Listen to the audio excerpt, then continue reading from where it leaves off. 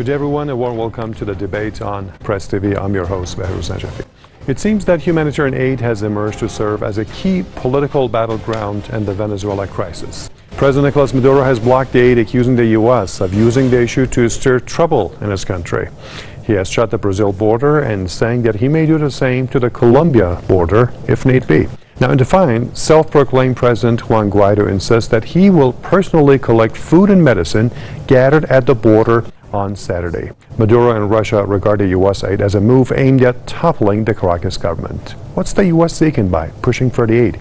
Is it really concerned about a dire economic situation in Venezuela? Tense standoff between Venezuela's U.S.-backed opposition leader Juan Guaido and President Nicolas Maduro over allowing in humanitarian aid has drawn reactions from other world countries. Russia has accused the U.S. of using aid deliveries as a ploy to carry out military action against the Maduro government. It can cause clashes between the supporters and the opponents of the current regime and serve as a convenient pretext for conducting military action to topple the current legitimate president of the country.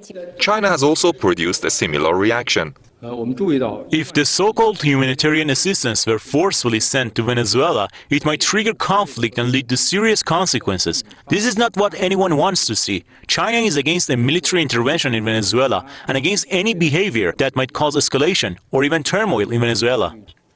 President Maduro has ordered the closure of Venezuela's land border with Brazil and threatened to close the frontier with Colombia to prevent the American-supplied assistance from entering the country. The Venezuelan president says he is happy to accept aid shipments overseen by the UN, but he has slammed the aid Guaido seeks to bring in as a precursor to a U.S. military intervention in the oil-rich country and also a strategy to overthrow his government. Guaido, who sparked a deep crisis last month by declaring himself the interim leader, has vowed to move aid from the US and other nations inside Venezuela in defiance of the Maduro government. Maduro has accused the opposition of seeking to stage a coup with the support of the US, which he said is seeking to govern Venezuela from Washington. The accusation by Maduro is reminiscent of the 2002 coup against late Venezuelan President Hugo Chavez, which only lasted 48 hours. At that time, then US President George W. Bush endorsed the coup leader. President Donald Trump also recognized Guaido as the Latin American nation's interim president and didn't exclude the possibility of using military force against Maduro. All options are on the table. The US's long history of intervening in Latin American nations has raised fears that the ongoing political tensions in Venezuela could snowball into uncontrolled violence and ultimately force Venezuelans to bear the brunt of US intervention. Shara Labash, President Nicolas Maduro has rejected the U.S. aid offer. He's saying that this is part of a broader attempt to overthrow his government. Russia is also saying that aid is a pretext for military action.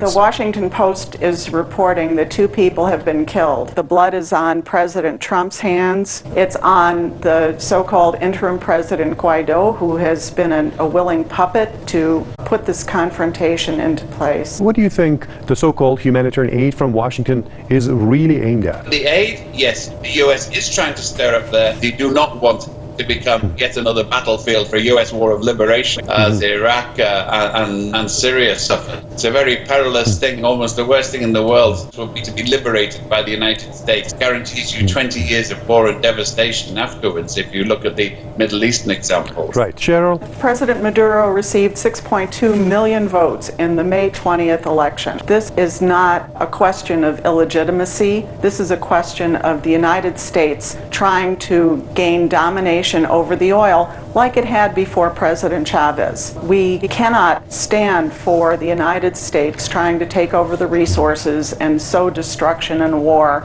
in its path all around the globe. It's done it in North Africa, it's done it in the Middle East, and now it's attempting to do it in Latin America as well, and we have to say no. The United Nations, the Red Cross, and other relief organizations, they have refused to work with the U.S. in terms of delivering the aid to Venezuela. Well, they argue that the U.S. aid is politically motivated. The US is playing a bad role, as it almost invariably does, but particularly in light of Trump, of course, who I think if you were dying on the street and Trump came to you with an oxygen mask, you'd have at least several thoughts about it.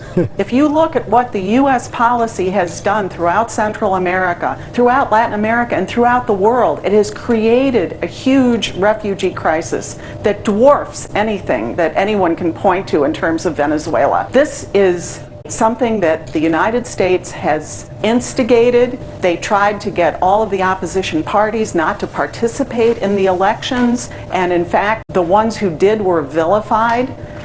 Guaido didn't even run in the election. Who is he? He was trained in Washington.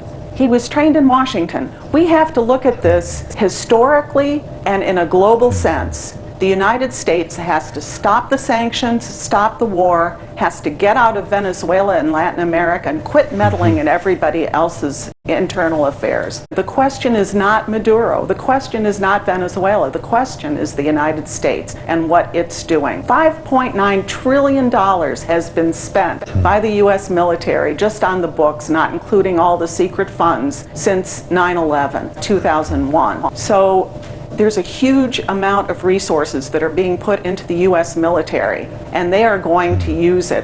Why is Elliot Abrams going there on a military, why is he going there at all? But he's going there on a military helicopter to oversee this confrontation. Exactly. This has nothing to do with the poor and working people of Venezuela, who have gotten 2.5 million houses, whose children are going to school, who are receiving food and medicine and are willing to accept assistance from around the world, but are not willing to accept it on U.S. tanks and military helicopters. That's right. They also said they will accept it from Russia. That's ready for that. If the U.S. is really concerned about a humanitarian situation in Venezuela, it can simply remove those sanctions. There was this special rapporteur, a special envoy to Venezuela, whose report was never reported, and we talked to him, and he said that sanctions are hurting Venezuelans. A book by former FBI Deputy Director Andrew McCabe reveals that Trump privately discussed going to war with Venezuela in 2017 because, quote, they have all the oil and that they are in the U.S. back door. The president's remarks to the room were along the lines of, I don't understand why we're not looking at Venezuela. Why are we not at war with Venezuela? They have all the oil and they're right on our back door.